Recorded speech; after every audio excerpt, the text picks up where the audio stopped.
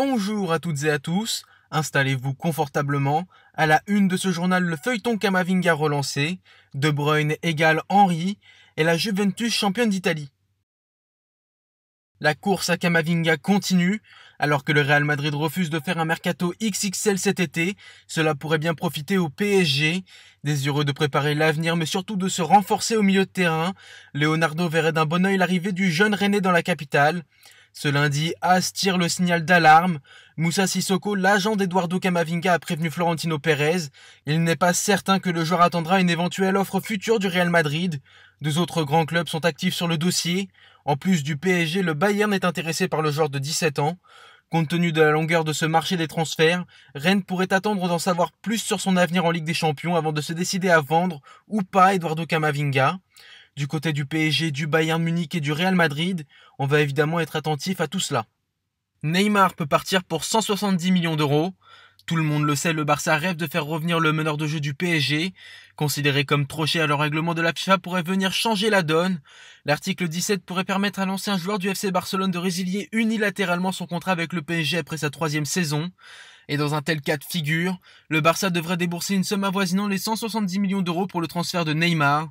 Mais avec le contexte actuel, il est pratiquement impossible que le club catalan réussisse à réunir cette somme avant la fin du mercato. Tout semble bien parti pour voir Neymar évoluer une 4e saison dans la capitale française.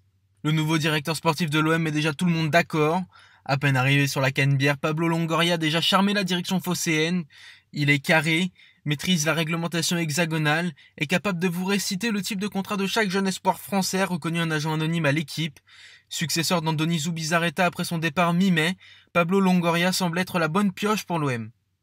Kevin De Bruyne étincelant en cette fin de saison. Hier, Manchester City s'est imposé sur le score de 5-0 face à Norwich. Et pendant la rencontre, le meneur de jeu belge a signé sa 20e passe décisive de la saison. Il dépasse ainsi Frank Lampard, Cesc Fabregas et Mesut Ozil et vient par la même occasion égaler le record de Thierry Henry en place depuis 2003.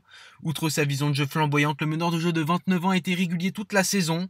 Avec ses 13 buts, il est impliqué sur 33 pions de son équipe.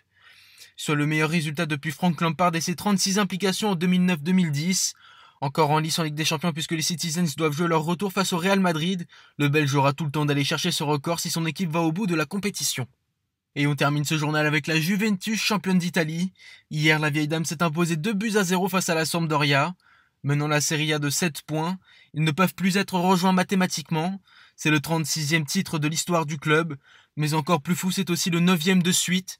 En milieu de semaine, la Juventus, qui ne traverse pas une période extraordinaire, avait manqué une première balle de match en s'inclinant 2-1 sur la pelouse de l'Udinese. Avant de partir en quête d'un 10e titre consécutif la saison prochaine, le club piémontais peut désormais se tourner vers la Ligue des Champions, son grand objectif depuis plusieurs années. Mais la quête va s'avérer plus compliquée que prévu. Paulo Dybala est sorti sur blessure, à 10 jours du 8e de finale retour face à l'OL. Battu 1-0 à l'aller, les Bianconeri sont en situation précaire, et une élimination à ce stade de l'épreuve donnerait à leur saison un tour beaucoup moins positif. C'est tout pour aujourd'hui, je vous donne rendez-vous demain pour votre nouveau journal. À bientôt sur Foot 01.